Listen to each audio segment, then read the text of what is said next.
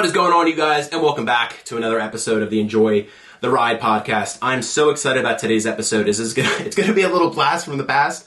It's gonna be a little story time as we're gonna be talking about my life and more so my journey of being an entrepreneur that started, get ready for this, that started when I was just 13 years old. I was in middle school. I probably had no idea what an entrepreneur even was back then. But yeah, it started when I was 13 years old, which is crazy to say. And I will say this too, of course, my family and my closest friends, know about this journey because they were, really a part of it since day one, which is just an absolute blessing. But I would say to the general public, not a lot of people know that my journey of being an entrepreneur started when I was just 13, when I was just in middle school. And the amazing thing is, now that I'm 30, which is also crazy to say, I really have been able to kind of sit back and reflect on the past 17 years of just being an entrepreneur and just seeing how much of my life has been crafted from what I was doing back when I was 13 years old up until this point now of owning my current business, which is Team MakeWaves. And for those that don't know, Team MakeWaves is an online fitness coaching business that I started back in 2016, right when I graduated college. I was able to go full-time with the business in 2019. Haven't looked back since. And since then, I'm just so blessed to say that I've been able to help over 1,000 individuals when it comes to their health and fitness journey. Again, just an absolute blessing to say.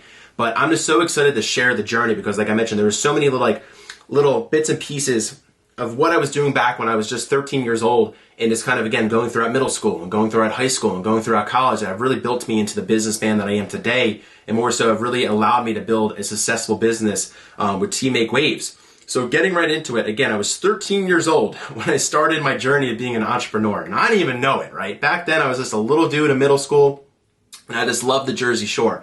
And that's really where it started. My parents have always had a shore house, and when I was in middle school, they had a place in Long Beach Island, and our house in Long Beach Island was right on the lagoon. So every single waking second of the day, I would be in our backyard, fishing, catching minnows, catching shrimp, just swimming in the lagoon. And I'm just so fortunate that my parents were crazy enough to buy me a little boat when I was in middle school. So they got me this old little 6-foot boat, little fiberglass boat, and my dad got me a little electric motor. So if you're familiar with boating, he got me a little mini Coda. Again, it was a little electric motor, so it didn't go fast. But with me being in middle school and me being a lot lighter than I am right now, that thing felt like a speedboat to me. And it was, again, just the coolest thing. And I just would be out in the water all day, every day, just going up and down the lagoon. And like I mentioned, my parents did have some rules.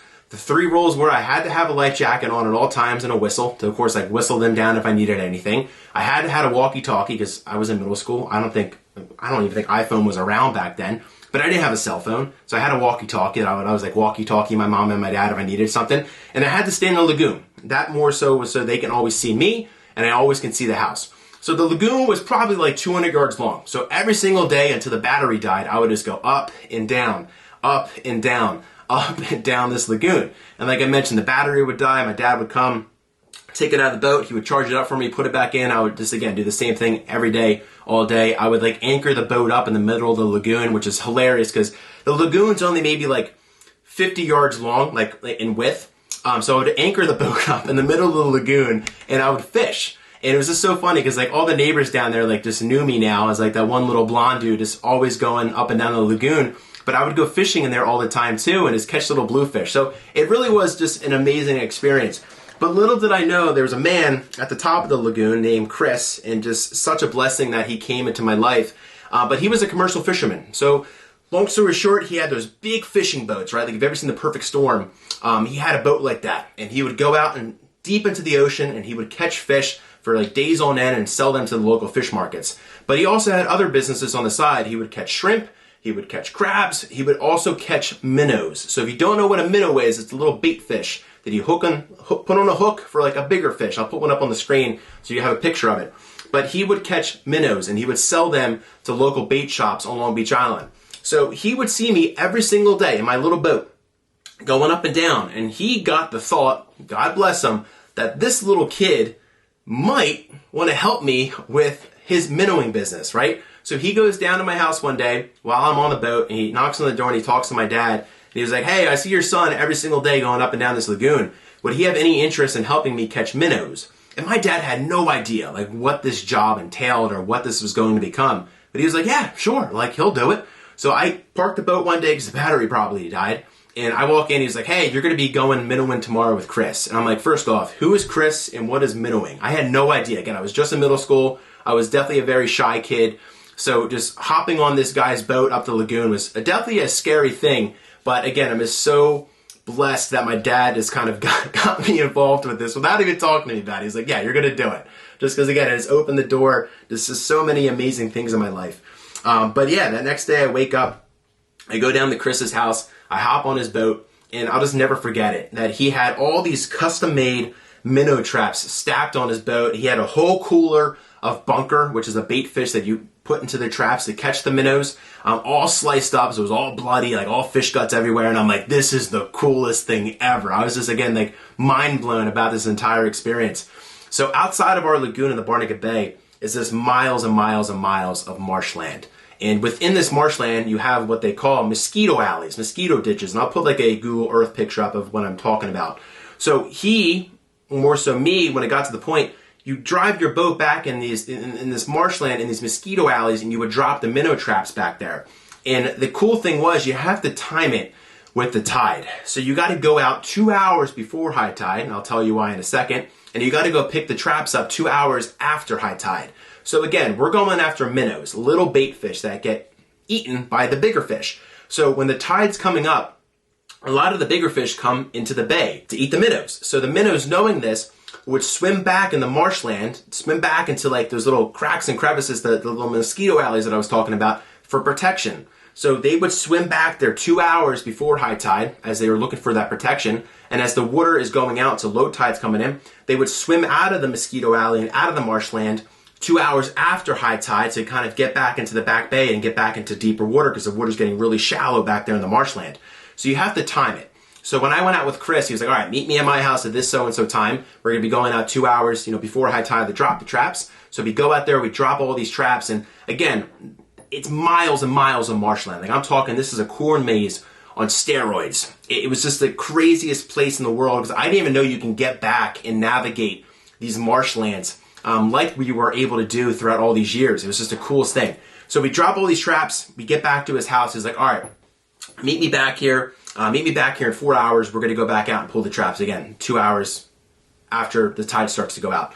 So I go home, chill for a little bit. I kind of start to explain to my mom like what it was just involved in. She probably had no idea what I was talking about. But I go back to his house, hop back in his boat.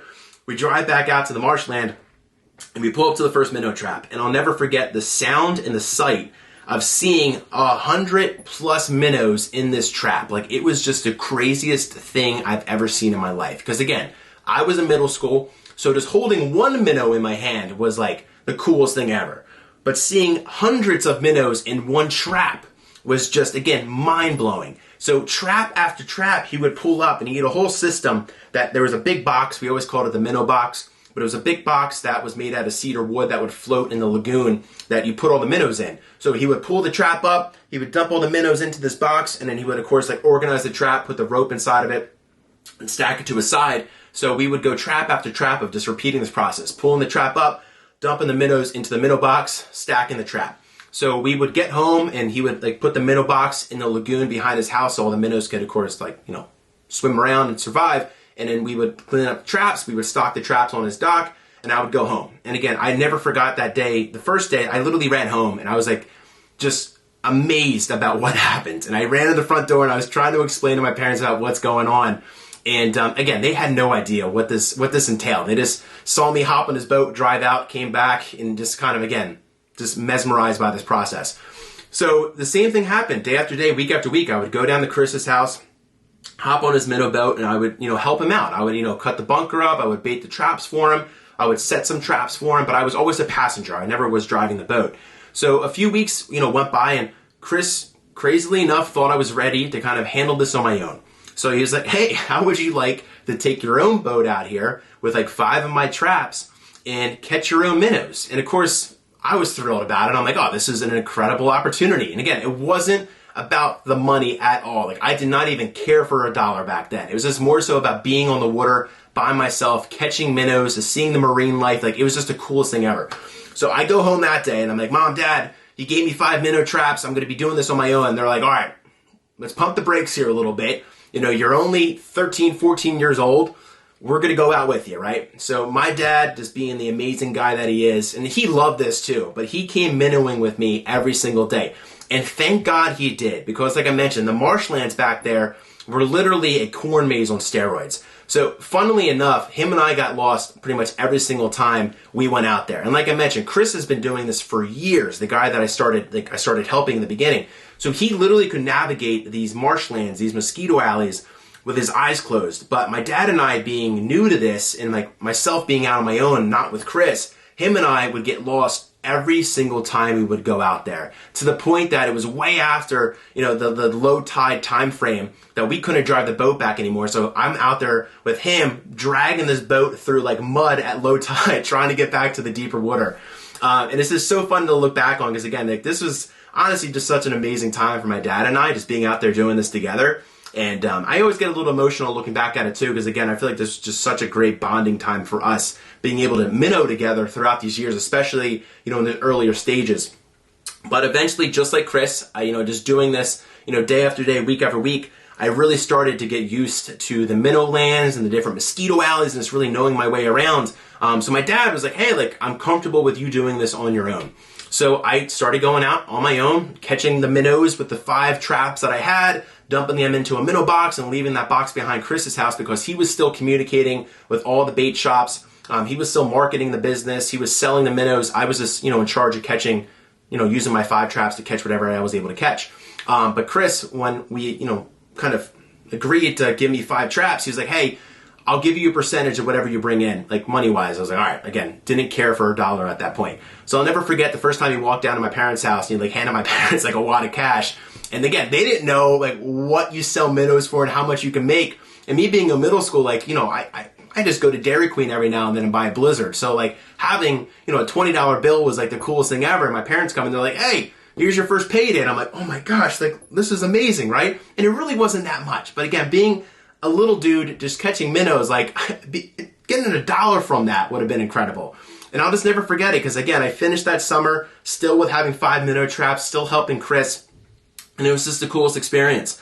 Fast forward, that to that next summer, he came back down. He's like, hey, would you love to minnow again? I'm like, absolutely. So he was like, all right, you did a great job last year. I'm going to give you more responsibility. I'm going to give you more traps. I'm going to allow you to store the minnows behind your house, and you can start to sell them. So he introduced me to the owners of the different bait and tackle shops on the island. Now, mind you, I was like a freshman in high school at this time. So I did not have my license, and I was still, I would say, very socially awkward when it comes to, of course, talking to guys that own these tackle shops. They're like 40, 50 years old, right? Again, I'm just a freshman in high school at this point, still not knowing anything, and I'm meeting these guys, now going to be doing business with them.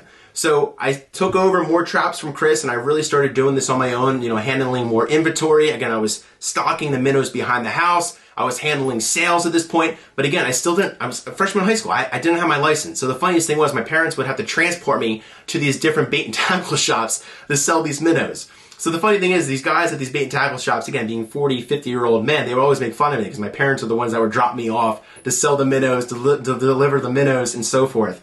But it was just such a cool experience, again, having them, supporting me every step of the way. Like I mentioned, my dad was on the boat with me all the time, helping me catch the minnows. My mom and my dad would be, waking up at like 4 or 5 in the morning, because the bait and tackle shops would open very early because people like to go fishing very early in the morning. And they would, wake up with me to drop me off to deliver these minnows until I was able to get my license, of course, a few years later. But yeah, that's really how I started being an entrepreneur, not even knowing it, that I was able to start helping Chris, and more so he handed the business over to me, a year or two later to fully take over. I took over all of his traps. I just really took over all of his, the tackle shops that he was working with, and really handled everything. And I did this all throughout middle school, all throughout high school, all throughout college, and a little bit after I graduated college too, because I just didn't want to give it up. It was just such a fun time. But like I mentioned, this was only a summer gig. So I really wasn't able to kind of rely on this full time. Again, it was an amazing summer gig that I was able to make, a decent amount of cash that would last me, through, let's say, for example, like my college school year that year. But it just wasn't enough to, of course, make full time. And it's funny too, because I'll never forget this. This is still something that I always look back on. But during the time of minnowing, my dad always told me, he's like, do not take this for granted, because you're going to miss this one day. And again, I still get emotional just vividly remembering this conversation that I had because, my office was the boat. My office was the marshland. I was my own boss. And again, I didn't think anything of that back then, being able to make my own schedule and not have to answer to anybody, right? I didn't think anything of that. And when I graduated college, like I mentioned, I wasn't able to make enough minnowing that I was able to do it full time.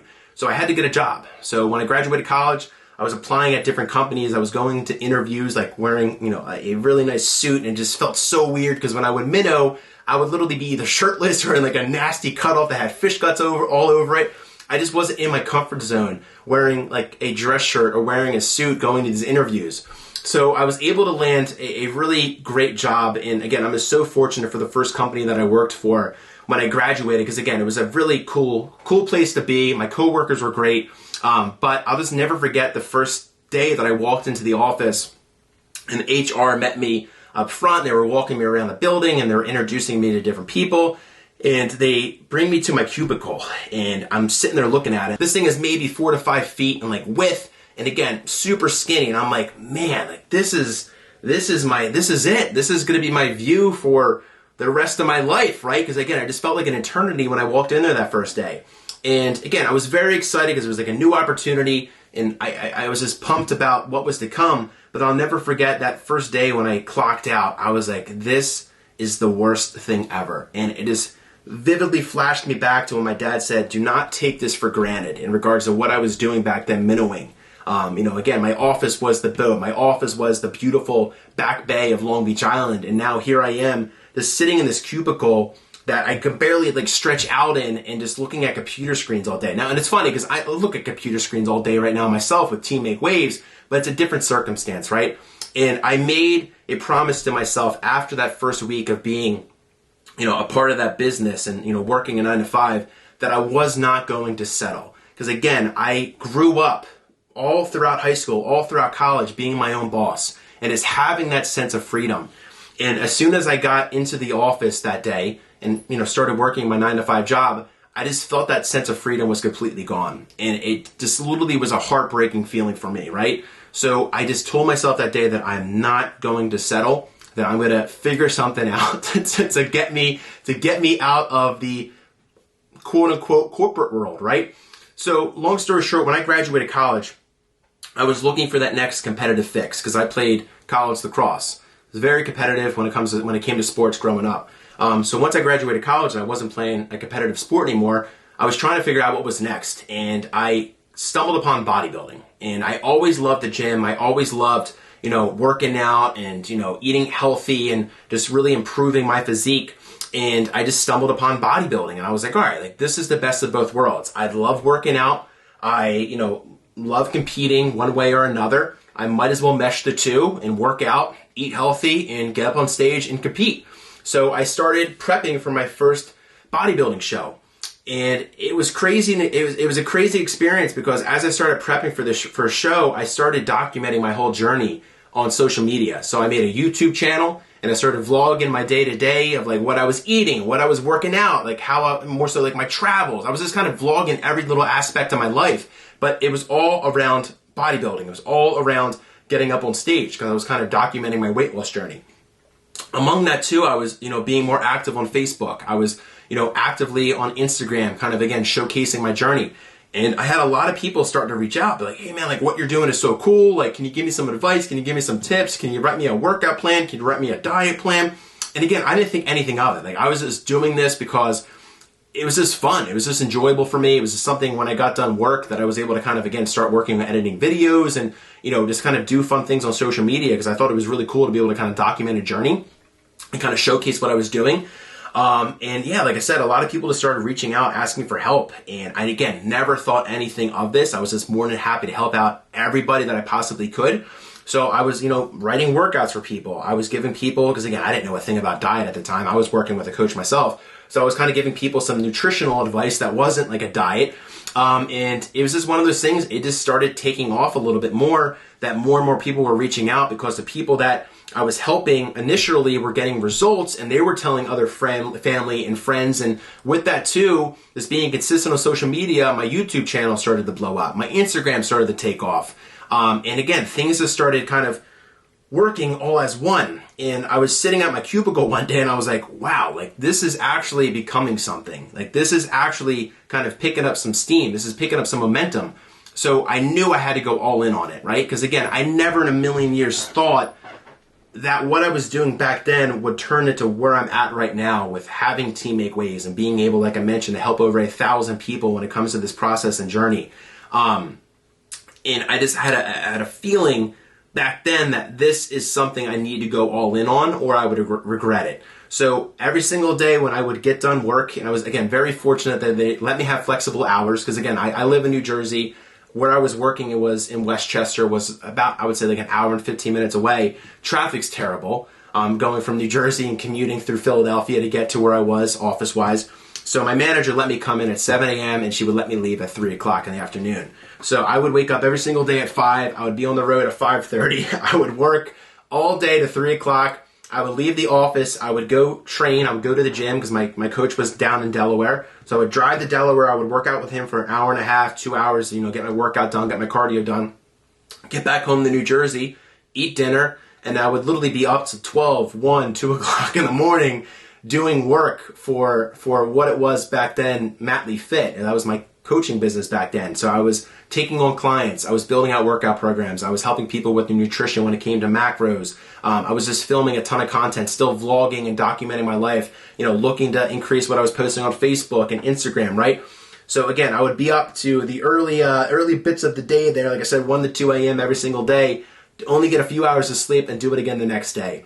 And I loved every single moment of it. It's just so funny too, because like now that I am full-time with this, I honestly miss that grind. Like I really do miss the grind of like getting back and just knowing I have a lot to do. Call me crazy, but again, I think that's just the entrepreneur in me. Because my family and friends would call me nuts for, wanting to work during the weekend and wanting to be up, to 1, 2 in the morning to do this, but I loved it. I loved it so much.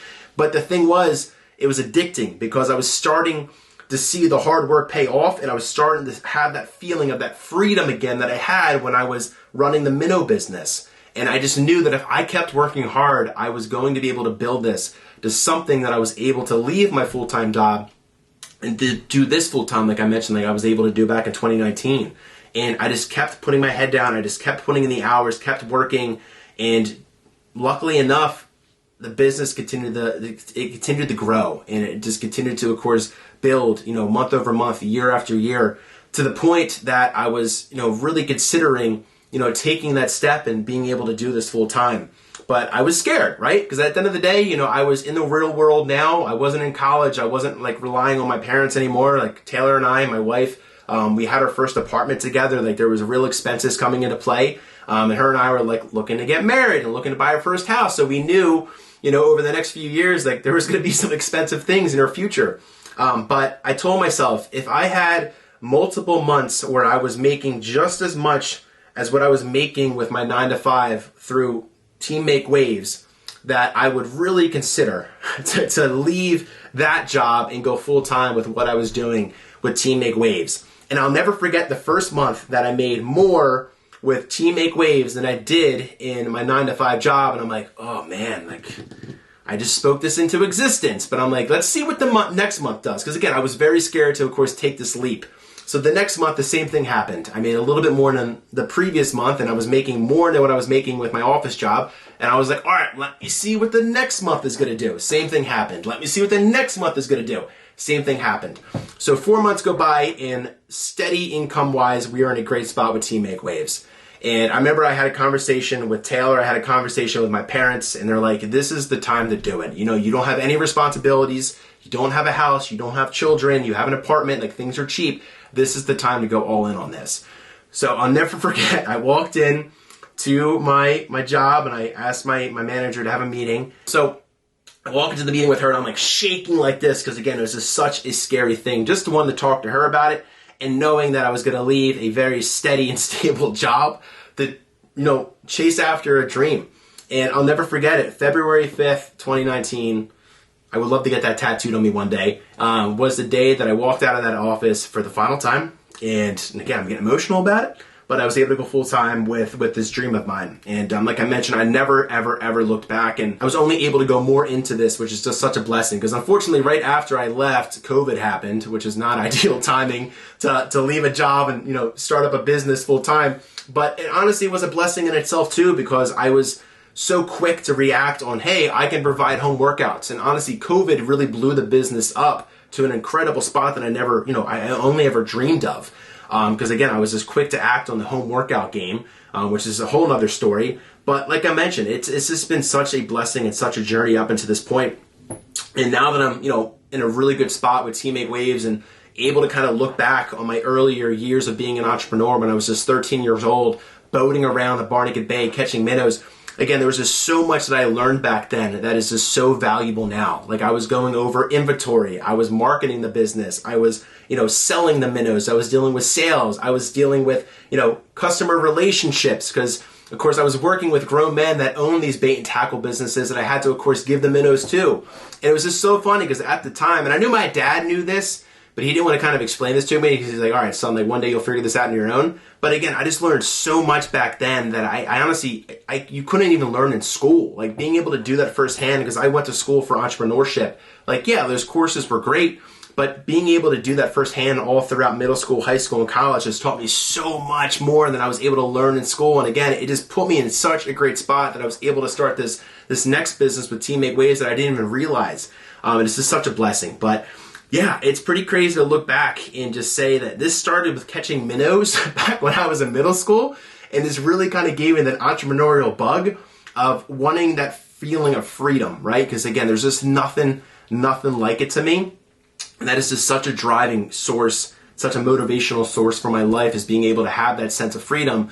But more importantly, being able to use that sense of freedom to do something that I love, to do something that I'm extremely passionate about with health and fitness, and being able to help others achieve their health and fitness goals. And I'm just so thankful for God for, you know, putting this passion in my heart. I'm so thankful for my parents. I'm so thankful for my sisters, my friends, of course, my beautiful wife, Taylor, you know, for allowing me to chase this dream, to be able to take this leap back in 2019 and pursue this full time. Again, it's just an absolute blessing.